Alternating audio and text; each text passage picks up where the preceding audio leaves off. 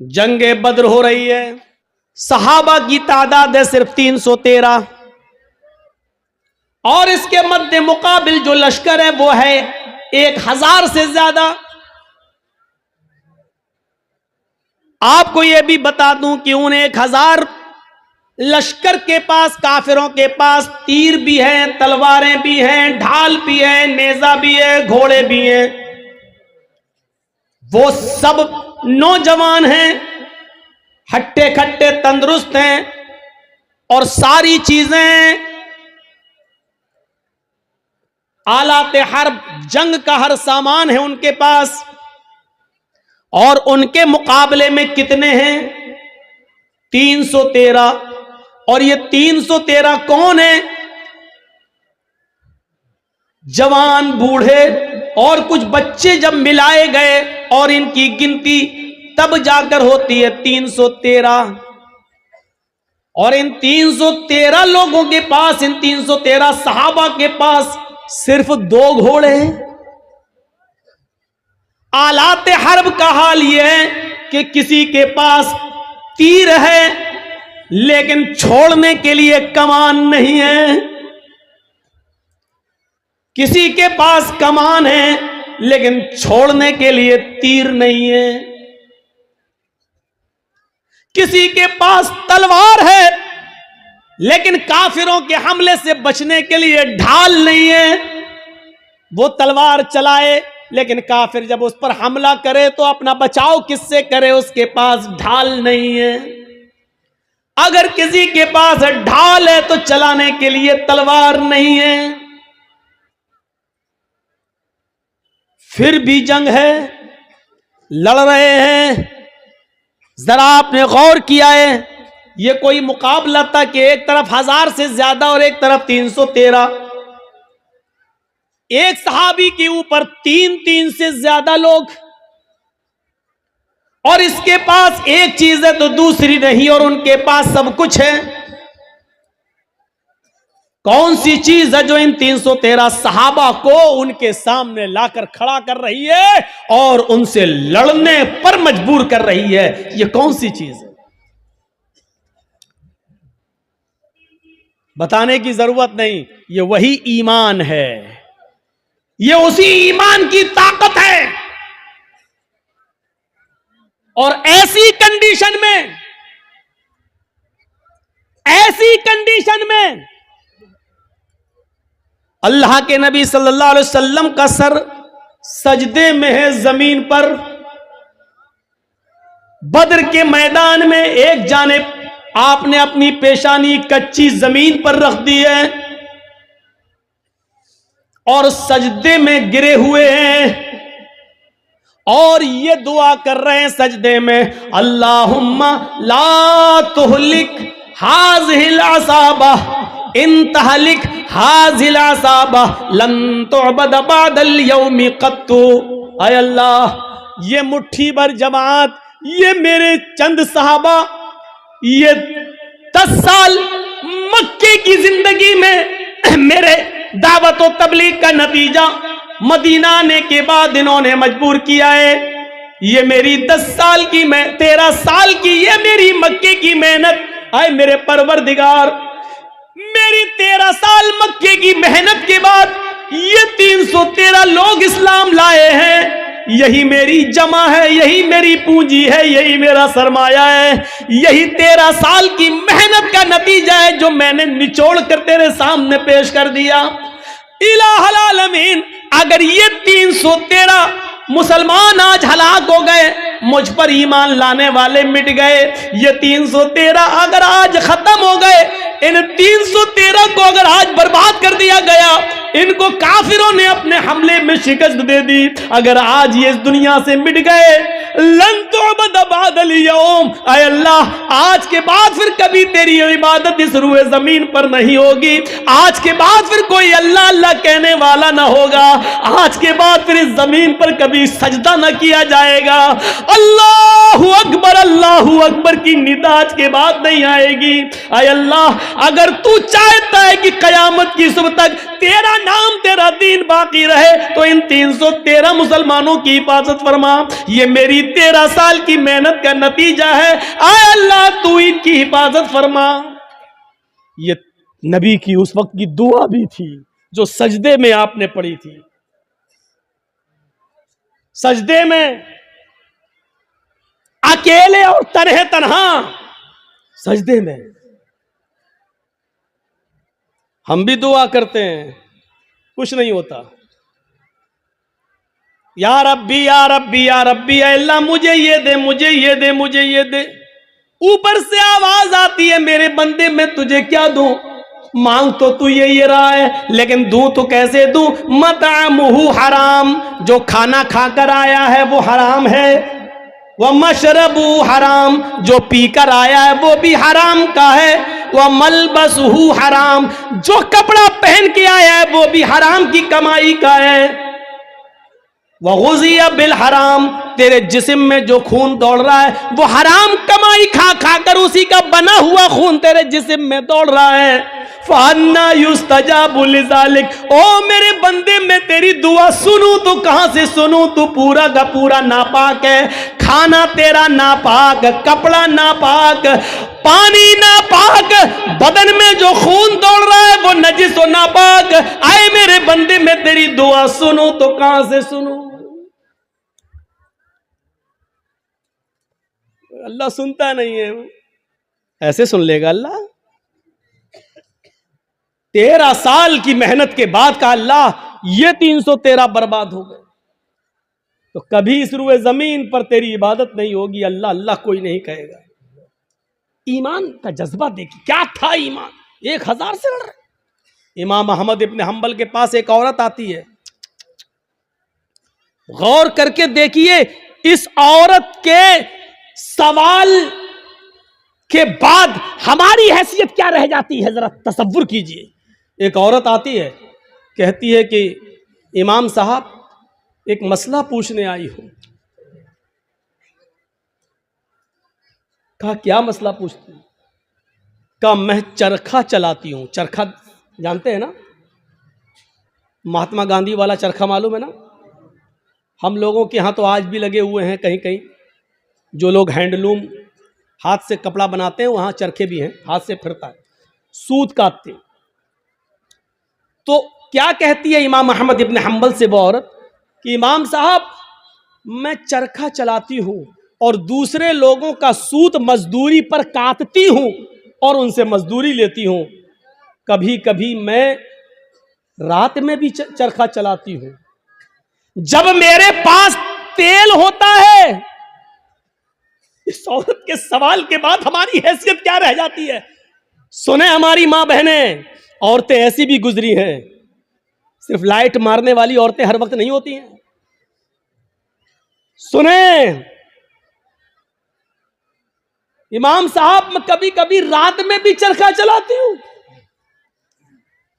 जब मेरे पास चिराग जलाने के लिए तेल होता है तो मैं चिराग जलाकर उसकी रोशनी में चरखा चलाती हूं, सूत काटती हूं। इमाम अहमद इब्न हंबल फरमाते हैं अल्लाह तुम्हारी रोजी में बरकत दे, रिस्क में बरकत दे। कहा इमाम साहब कभी कभी चिराग में तेल नहीं होता हमारे पास, लेकिन हमारे पड़ोस में खुला हुआ आंगन है, हमारे पड़ोसी का खुला हुआ आंगन है। कभी कभी उस आंगन में रोज चिराग जलता है, वो मेरे पड़ोसी का चिराग है, लेकिन वो अपने घर में अपने आंगन में चलाता है और उस आंगन में उस चिराग की रोशनी कभी कभी मेरे घर पे आती है। अगर मैं उस रोशनी में चिराग जला सूत फिरा लूं, उस पड़ोसी की रोशनी में अगर मैं सूत फिराऊं, चरखा चलाऊं, तो उस पड़ोस की रोशनी से जो सूत में फिराऊं और उसकी कीमत में मैं अपने मालिक से लूं तो यह कीमत मेरे लिए हलाल होगी या हराम होगी? क्या मैं उस रोशनी में जो चरखा चलाकर जो पैसा कमाऊं वो मेरे लिए जायज होगा या नाजायज होगा? तसव्वुर करो इमाम अहमद इब्न हंबल कश खा के चक्कर खा के गिर जाते हैं कि इस दुनिया में इस दौर में ऐसी औरतें भी मौजूद हैं जो तकवे का ऐसा मायार अपने अंदर पैदा की हुई हैं, इस ऐसा मायार अपने अंदर पैदा की हुई हैं। इस तकवे की रोशनी में जरा तसव्वुर करो हम कहाँ हैं, हमारी रोजी क्या है, हमारा माल क्या है, हमारी इनकम क्या है, हमारी इनकम आ कहां से रही है। इस औरत के सवाल के बाद हम तसव्वुर करें कि हम कहां खड़े हैं। फिर कहते हैं कि ये हमें परेशान कर रहा, वो हमें परेशान कर रहा, फला का अज़ाब। कुछ नहीं, हमारे आमाल हमें परेशान कर रहे हैं, हमारे करतूत हमें परेशान कर रहे हैं, हमारी बदअमली हमें परेशान कर रही है। अहमद इब्न हंबल रहमतुल्लाह अलैह ने कोई जवाब नहीं, सिर्फ इतना कहा, अय अल्लाह की बंदी, अगर तुम्हें लगता है, तुम उससे मांगने तो नहीं गई हो, तुमने चोरी तो नहीं की है, अगर उसके आंगन में रोशनी जल रही है और वो तुम्हारे आंगन में आ रही है, तो मेरे हिसाब से, इमाम अहमद इब्न हंबल ने कहा, उस रोशनी में, चिराग की उस रोशनी में अगर तुम सूत काट लेती हो तो मेरे हिसाब से कोई गलत तो नहीं है, लेकिन फिर भी अगर तुम परहेज करो और बचो तो ये तुम्हारे लिए ज्यादा बेहतर है। ये अहमद इब्न हंबल का जवाब, जबकि चोरी नहीं थी,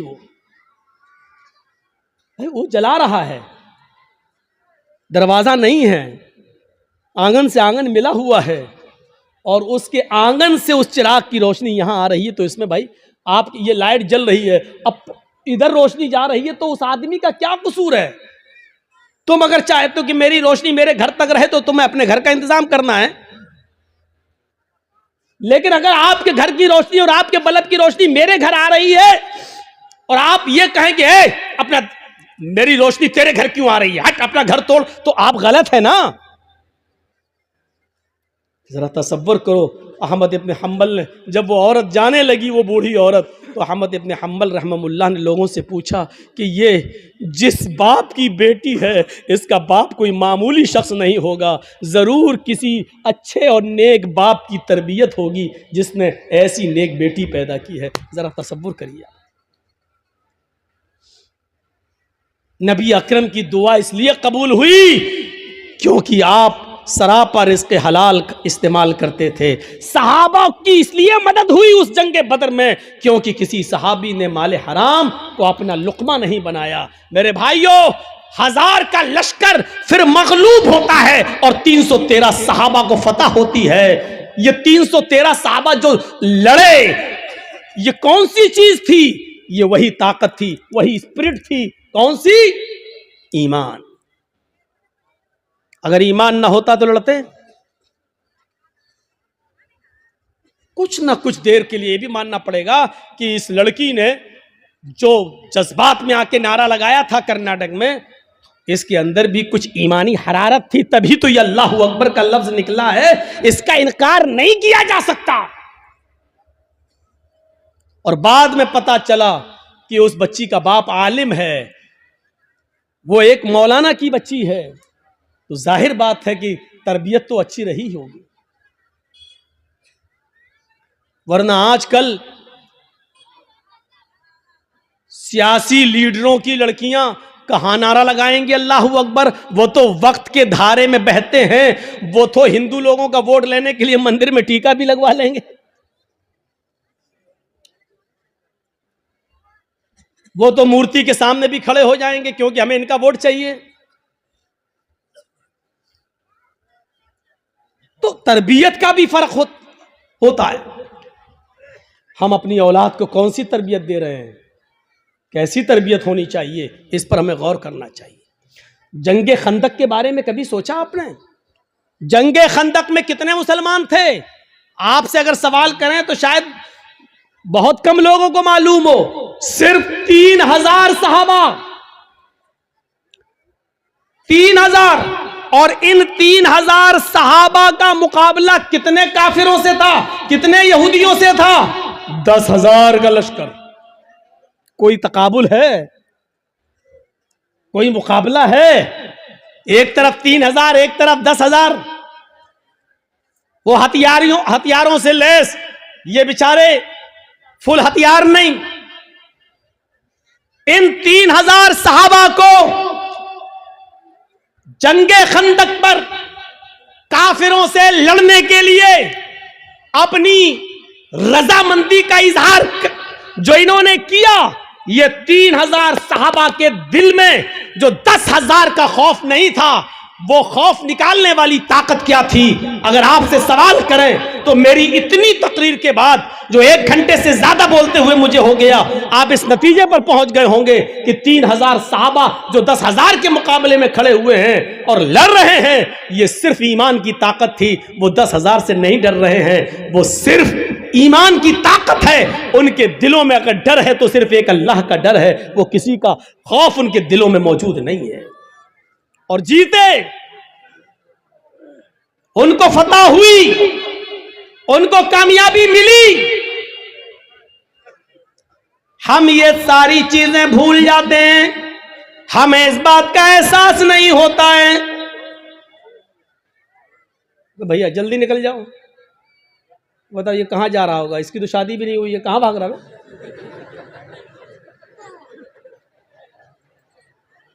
वो देखो वो चाचा उठ के जा रहे हैं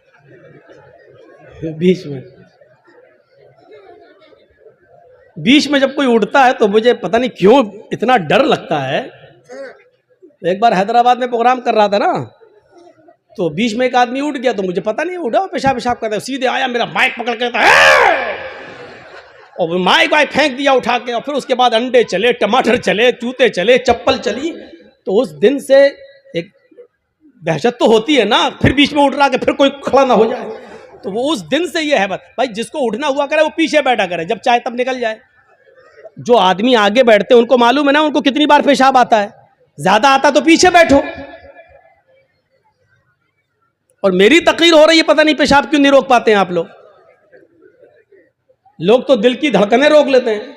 एक बार डॉक्टर के पास गया, डॉक्टर मेरा, हमने कहा डॉक्टर साहब जरा वो देख लीजिए मेरा पल्स। बोला नहीं नहीं नहीं तुम्हारा तो हाई होगा। हमने कहा अरे देख लीजिए डॉक्टर साहब, उसके बाद दवा। लेकिन आप, मैं मान नहीं सकता, हमें वो थर्मामीटर लगाने की जरूरत ही नहीं है, आपका पल्स देखना ही नहीं है, आपका वो क्या बोलते हैं उसको, बीपी, वो आपका हाई होगा, कुछ बड़ा ही होगा, नीचे नहीं हो सकता है। मैंने कहा डॉक्टर साहब सुन पड़ रहे हैं, हाथ पैर जरा कपकपी सी हो रही है। कहता कि जब आपकी तकलीफ सुन के हम लोगों के लेवल हाई हो जाते हैं, हम लोगों का बीपी हाई हो जाता है, तो आपका कैसे लो हो सकता है? उसने चेक नहीं किया, अल्लाह की कसम चेक नहीं किया, ऐसी दवा दी। बोला आपका नहीं करेंगे, हमें कसम है हम भी नहीं करेंगे आपका, और नहीं किया। पता नहीं, वो देखो बेचारे, देखो अब क्या करेंगे घर जाकर। अच्छा जितना बोलते हैं उतना और लोग उठते हैं। थोड़ी देर बैठ जाओ भाई, थोड़ी देर बैठ जाओ। अब उनको क्या बोले हम,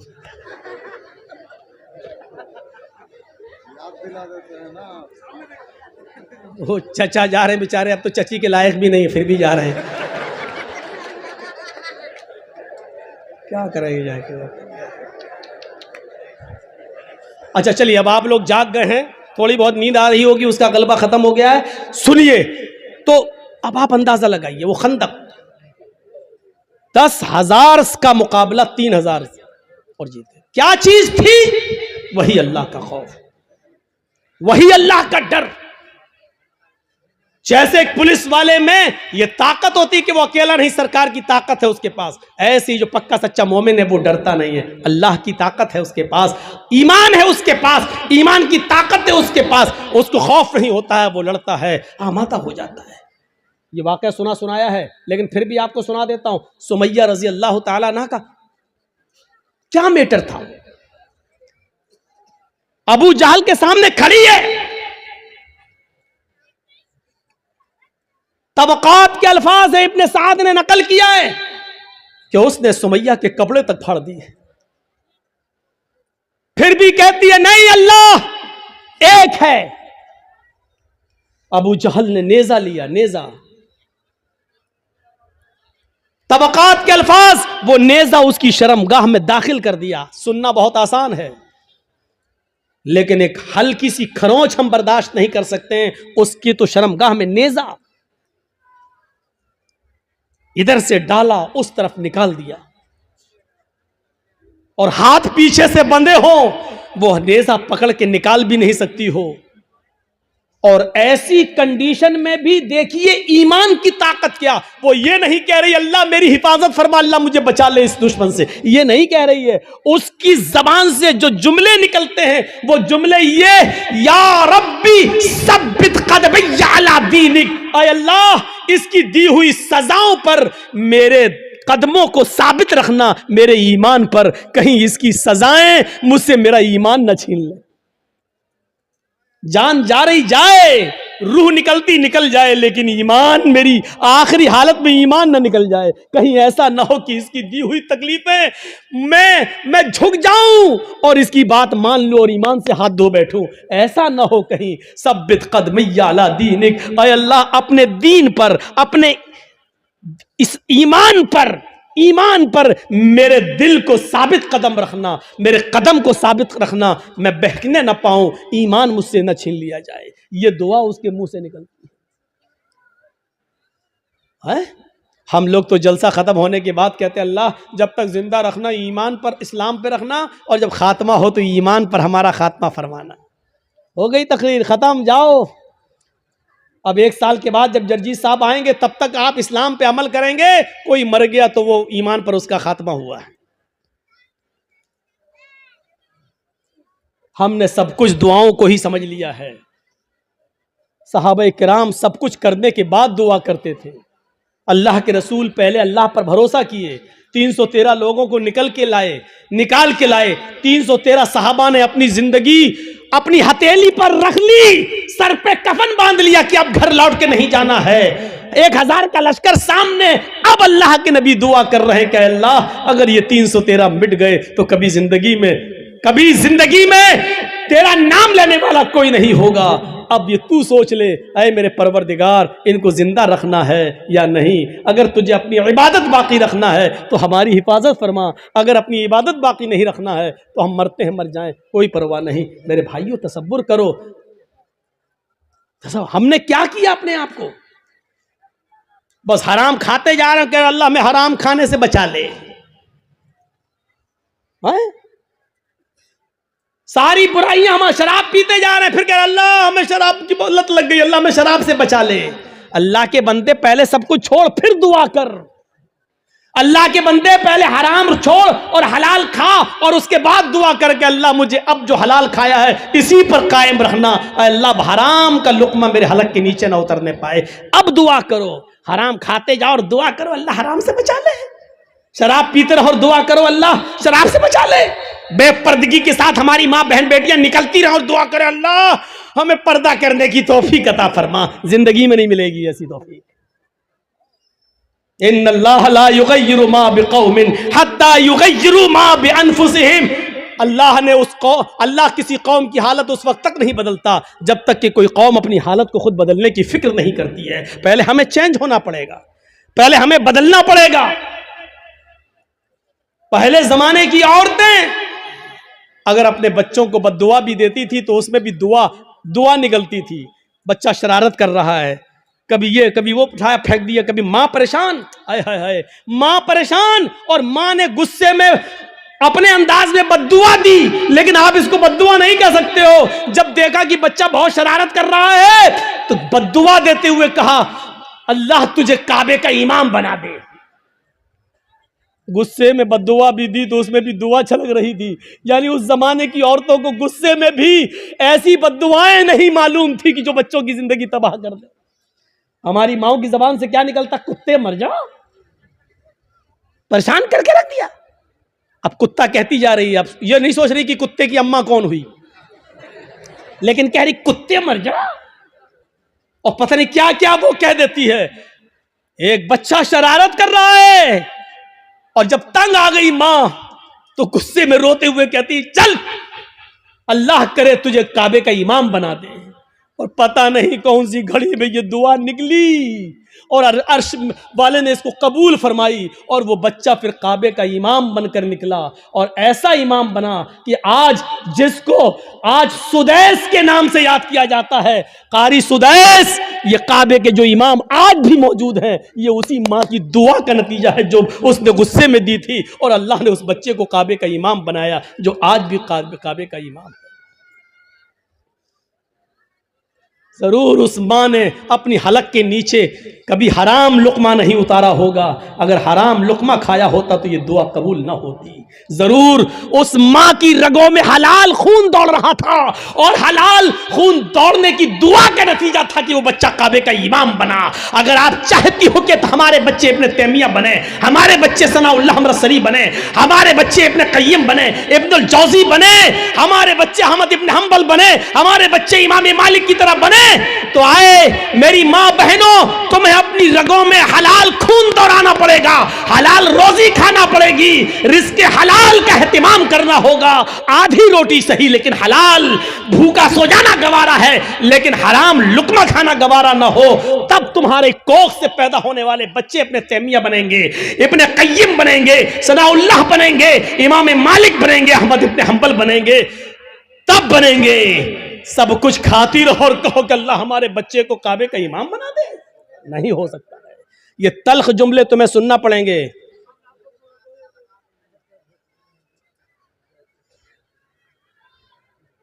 सुनना पड़ेंगे तल्ख जुमले।